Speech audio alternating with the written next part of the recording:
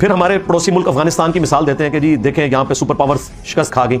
अल्लाह ना करे कि दुनिया में किसी मुल्क को उन हालात से गुजरना पड़े जो हमारा अफगानिस्तान पिछले 100 साल से भुगत रहा है और आज भी भुगत रहा है। अल्लाह ना करे कि दुनिया में इस किस्म की जिंदगी हो किसी की। ये जिंदगी है, 3 नस्लें तबाह होगी। पहले रशिया के खिलाफ लड़ते रहे, फिर अमेरिका के खिलाफ 20 लाख लोग शहीद हुए हैं इन 20 सालों में, 20 लाख। और आज भी अफगानिस्तान नहीं ये जंग जीता। हाँ, ज़हन में रखिएगा, अमेरिका ये जंग हारा है इसलिए कि वो खर्चा नहीं उठा सकता था। वहां की पब्लिक का प्रेशर था कि जी ट्रिलियंस ऑफ डॉलर्स लगाए हैं, आप लोग वापस आ जाए। अदरवाइज आज अगर वो दोबारा आके बैठते फिर ये गारों में घुस जाएंगे, उनका मुकाबला नहीं कर सकते। हम टेक्नोलॉजी में उनसे बहुत पीछे, सीधी सी बात है। वो कारपेट बमिंग करते हैं, पूरे पूरे आप समझ लें फौज के जो दस्ते हैं वो शहीद कर देते हैं। तो वो गए हैं तो ये फिर पहाड़ों से निकल के यहां आ गए। वरना अगर इन्होंने जंग जीतनी होती, भाई ये जंग पिछले 20 साल से जारी थी, क्यों नहीं जीत ली थी? अब वो गए हैं। ये मैं कोई आपको बुज़दिल बनाने के लिए नहीं कह रहा, मैं आपको ग्राउंड रियलिटीज बता रहा हूं। एयरफोर्स ने इतना बड़ा डिफरेंस क्रिएट कर दिया कि आज पाकिस्तान की फौज दुनिया की टॉप 5 आर्मीज में आती है, लेकिन हम मार कहां से खाते हैं? एयरफोर्स से। जमीनी फौज क्या कर सकती है अगर ऊपर से एक B-52 आपके ऊपर बमिंग करना शुरू कर दे? कहां जाएंगे आप?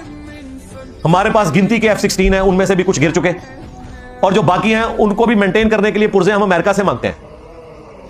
और ये बात हो रही है F-16 की। अमेरिका तो भाई इसराइल को F-35 दे चुका है जो ऐसे उड़ता है, भाई रनवे की भी जरूरत नहीं है। हमारे पास F-16 के भी पुर्जे नहीं। पिछले दिनों जब ईरान के प्रेसिडेंट शहीद हुए, इब्राहिम रईसी साहब रहिमहुल्लाह, तो हेलीकॉप्टर के पुर्जे की खराबी की वजह से ईरान ने डिक्लेयर कर दिया कि ये फनी खराबी थी। वो उन्होंने कोई इसराइल के ऊपर नहीं डाला, हालांकि वो डाल सकते थे। बाद में जो मामला हुए वो इसराइल पर डाले, लेकिन वो उन्होंने माना। और पिछले 30 सालों में सबसे ज्यादा फजाई हादसात जिस मुल्क में हुए ना वो ईरान है, इसलिए कि ईरान के ऊपर पाबंदी है। वो बाहर से पुर्जे नहीं खरीद सकते, उनके पास हेलीकॉप्टर भी हैं तो 40 साल पुराने हैं, जहाज भी पुराने हैं उनके पास। जब मुसलमानों का हाल यह है कि पुर्जों के ऊपर आप उनके ऊपर डिपेंडेंट है, तो उनके जहाजों के साथ आप उनको धमकियां लगाएं तो वो हंसते ही होंगे, मेरे ख्याल मीम्स ही बनाते होंगे इसकी। या तो आप अपने आप को इतना स्ट्रांग करें।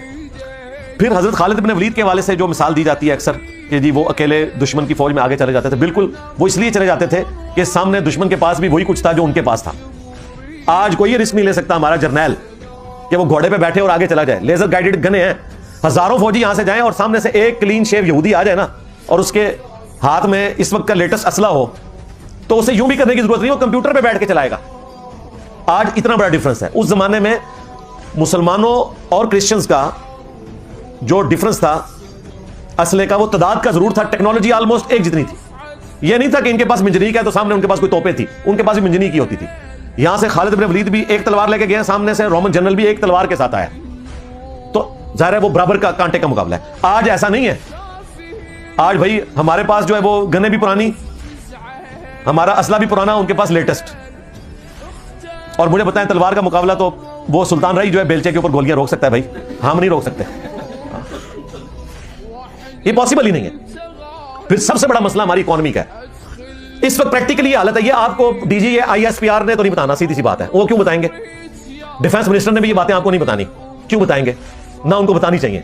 उसकी वजह है कि अगर ये बातें बताएंगे तो फिर हमारी आवाम जो है उसका मोरल डाउन होगा। लेकिन ये प्रैक्टिकली सबको पता है, हमारी इकोनॉमी इस काबिल भी नहीं है कि हम 1 महीने के लिए अपनी फौज को बॉर्डर पे लगा सके इंडिया के खिलाफ। 1 महीने के लिए बॉर्डर पे फौज लगाने का जो खर्चा है, ज़ाहिर लाखों लोगों को आपने वहां पे खड़ा करना है, उनको आपने खाने पीने का सारा मामला देना है, फिर वहां पे मेंटेन करने के लिए पेट्रोल, बाकी सारी चीजें। और अब तो खैर हमारा ये वाला बॉर्डर भी गैर महफूज हो गया, अफगानिस्तान वाला भी। हमारी इकोनॉमी का ये हाल है कि हम 1 महीने के लिए अपनी फौज बॉर्डर पे नहीं लगा सकते। एक किस्त IMF हमारी रोक ले, हम अगले महीने अपने सरकारी मुलाजमीन को तनख्वाही नहीं दे सकते, अपने फौजियों को तनख्वाही नहीं दे सकते, रियासती इदारों के लोगों को तनख्वाही नहीं दे सकते। जब इनको तनख्वाही नहीं मिलेंगी, ये अपनी ड्यूटीज कैसे कर सकते हैं? और सिर्फ इनकी ड्यूटीज का मसला नहीं है, सरकारी मुलाजमीन को अगर तनख्वाही ना मिले तो जो आप लोग कारोबारी बैठे हुए हैं ना, आपसे खरीदारी किसने करनी है आके? सिर्फ सरकारी मुलाजिम नहीं फारिग होंगे, तुसी भी मर गए। ये हमारा हाल है। अब हमें तो उन बुजुर्गों की तलाश है जो मुसल्ला उठाते थे नीचे से सोना, ऊपर देखें तो सोना, नीचे देखें तो सोना। वो बुजुर्ग लबड़े पहने ने, कोई नहीं, सब कहानी है, झूठ है। अगर ये नीचे देखते होते ना तो तेल दरियाफ्त कर लेते। 1944 में अरामको कंपनी जो है, हजरत अमेरिका की हजरत अरामको कंपनी ने तेल निकाला है, तो सऊदी अरब आज इतनी बड़ी इकोनॉमिक पावर बना है। बुजुर्ग जाते रहे हर साल हज उम्रे के लिए, किसी को तेल नहीं नीचे नजर आया। इनको कह जी चले यहां पे आया, निकाल के ही बता दें, इनके पास वो इंस्ट्रूमेंट नहीं है, निकाल भी नहीं सकते। तेल का कुआं जो है ना वो कोई 200-250 फुट तो नीचे नहीं होता, किलोमीटर के हिसाब से नीचे होता है। ये तो डिगिंग नहीं कर सकते। तो ये ख्वाबों की दुनिया से आप बाहर निकले।